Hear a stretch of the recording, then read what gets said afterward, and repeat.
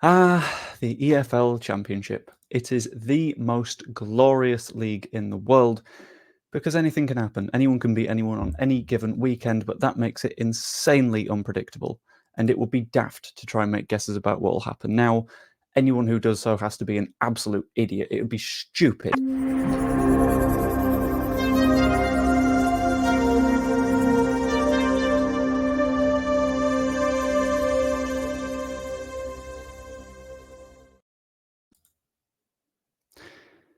Here we go then. Let's try and predict what's going to happen for the rest of the championship season. And if you aren't yet, subscribe. That'd be massively appreciated. So first, I'm going to start from the bottom going up. We've got to talk about the relegation battle because it looked for a while like the entire bottom half might get sucked into this relegation fight, but things have gotten a little bit more sensible as time has gone on. First up, we need to talk about this. Rotherham are down. Let's get that straight. It is done. They are going to double check 18 points within the relegation zone. There are 18 points to grab, and there is also a goal difference swing that they need to do of 39. Rotherham are down. That's not a question. However, I can see Sheffield Wednesday pulling it back a little bit. They are 16 points above Rotherham. They have 2 points left to gain on Plymouth, which is fairly close. It's within a win, unsurprisingly, of getting within range. And thankfully, they're on the better form of the teams that are down there. They have, in their last 5 matches, 4 points, but Huddersfield have 2 and Plymouth have 1. I'll get into that because Plymouth are on the worst form in the league, and there is very little time to fix things. I've seen a lot of Plymouth fans talking about everything, and they are not happy at the minute. And let's be honest, the same applies for Huddersfield. Their owner is trying to distract all of their fans by saying, "Look, we've got a rival with Leeds." When in reality, you're going to be in League One next season if you don't fix things. And I genuinely don't think they have the time or the opportunity to fix things. We know they can be a nasty, kicky side when it comes to it and scrape points, but I don't know whether they will scrape enough points when Sheffield Wednesday behind them are looking a little bit more resurgent. In addition to that, Birmingham could definitely still be in the conversation. Their run of fixtures could be worse, though. When they're in the running, they don't really have to deal with the bigger sides. They're not also in just pure relegation scrap mode. They've got fairly sensible matches, which means they should be okay in terms of relegation. I think we're going to go Rotherham, Huddersfield, and Plymouth. Sorry if you support any of those teams, but I just legitimately think you don't quite have enough to stay up. The opposite end of the table-ish, top 6, we need to talk about the playoff sides, because the playoff fight is almost as interesting as the one for the title at the minute. First off, we need to acknowledge that Southampton and West Brom are effectively set in place. Southampton are currently 12 points off the promotion places. Admittedly, they've got 2 games in hand, but that's still 6, and they need to gain 6 points over Ipswich and Leeds and Leicester. It's not going to happen. Similarly, West Brom are within the playoff area by 8 points. They would need to completely collapse to not make it. I think they're basically set, and it lets us focus on the other positions. And there will be one side dropping in from above, but we'll get to that in a minute. I'm going to save that for the end because, it's the more exciting bit. It's what's happening at the top. It's the good football rather than Millwall versus Plymouth, which I'm sure will be a dire game to watch.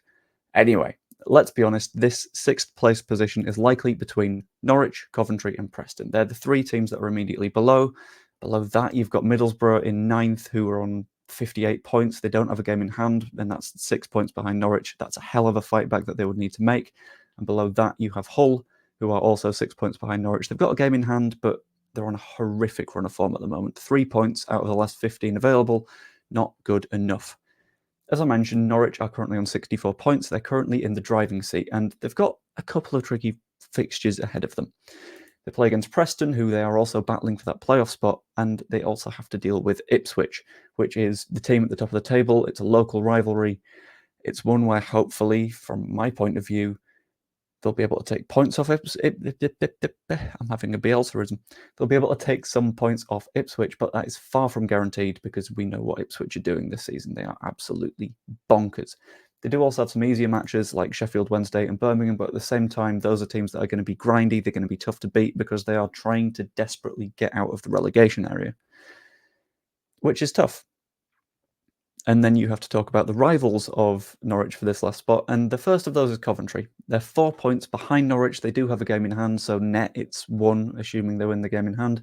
It's always a weird assumption to me. That's not necessarily going to happen, especially when Coventry have a horrific run-in. They have to play Leeds United, Southampton, Hull, Ipswich, and they're still in the FA Cup against Manchester United, and they will want to win that. So they're not going to put out a second string side. So from now to the end of the season, that Coventry side is going to be exhausted. It's going to be nasty for them, and that is a huge disadvantage, not one I think they can overcome. Preston are also in the chase. They're 5 points back, game in hand, so call that 2, assuming they'll win. Again, as I said, weird assumption, but we'll go with it. They also don't have a fun set of fixtures. They have to play Norwich, which is going to be a tough one. That's a battle for the playoff spots. They also have Southampton, Leicester, and West Brom. At this point, having to play 4 of the top 6 could be poison. We know that Preston are good at making games grindy and difficult for the other side. I don't know if they've got enough to get enough points out of those matches to not immediately drop out of contention. There's a very big hill left to climb for them, and I can see the match between Norwich and Preston ultimately being what's decisive. If Preston win that, then absolutely they've got the impetus to push on and take that, but I don't know if they've got that in them. If they do, brilliant, the fight is on. If they don't, those other matches are absolutely going to stack up and be a nightmare. Ultimately, I expect Norwich to make it alongside West Brom and Southampton, but to work out that last playoff spot, we need to talk about an automatic promotion, and it is without a doubt the big one. And I need to be completely clear about this. I don't see whoever is in third place going up. Having fought so incredibly hard for an entire season, getting record numbers of points that any other year would see you up as champions, never mind up in the automatic places, only to come third and then have more football to play. And you've been working as hard as you can all the way to the end of the season, where the other sides have maybe been able to take their foot off the accelerator, able to sort of chill, rest key players, get ready for the playoffs. I don't see third place being able to get through that, no matter who it is, and they are effectively all even at this point. Ipswich, 87 points, Leeds, 86, Leicester, 85, and they have a game in hand. That game in hand is Southampton, so it's not easy. But that's how tight it is. If that's a draw, then there is 1 point between these 3 sides, and that is bonkers. So we're going to go team by team again. Ipswich have, frankly, a little bit of a nasty run in. They have to play Norwich, playoff fight. Hull, potentially playoff fight. Coventry, playoff fight. And Huddersfield on the final day of the season, when Huddersfield might be desperately fighting their way to get any points to stay in the Championship. At the same time, though, Ipswich has proven this season that they have a bonkers ability, something that no other side has in the division, and that is just pure last-minute miracle football.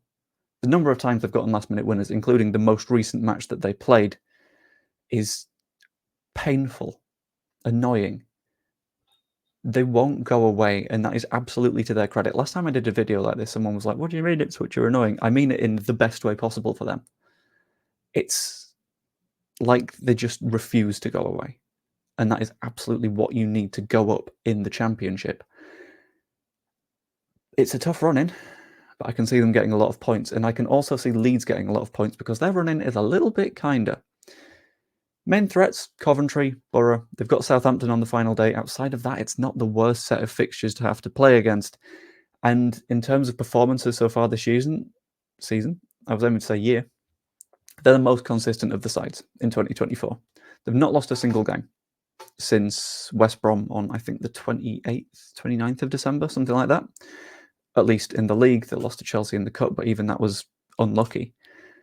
And they have a significant amount of mental strength that I feel like will be key, and I'll get into that in a moment, but they've got the strength to also push through, get those last-minute winners, force their quality on teams in a way that means that they guarantee the points no matter how tricky the game has become for them. And now we get to third place. Now we get to this side that, if it doesn't work for them, will be considered the biggest bottle jobs in Championship history, because there was something like 15 points clear of third place at one point, and now they are third place. And they've had a big old stumble, and that is Leicester. They have an unpleasant final 5 games. Plymouth, relegation battle. West Brom, playoffs. Southampton will be fighting to prove, look, we still have the form, we can take you on. Preston, playoff battle. Blackburn, not really fighting for anything, I'll be completely honest with you. But Blackburn still isn't a pleasant place to go, especially on the final day of the season when it's a side that are effectively looking to prove that they can build going forwards. And in the past, they have shown big signs of mental weakness. Best example, the Leeds match. 1-0 up, 70-something minute, and it just collapses. to a 3-1 Leeds United win. And that sort of showed me that Enzo Maresca doesn't necessarily have the man management that he needs to get that squad on the right wavelength in terms of their thinking, in terms of their approach, and it could cause them some massive, massive problems towards the end of this season. And they'll quite desperately hope that they're not in those positions of disadvantage again, because they did beat Norwich, fair enough. They beat Norwich, who led against them, but Norwich were bad. And I think Leicester will rely quite a lot on their quality to see them through, because if they're able to take early leads, brilliant.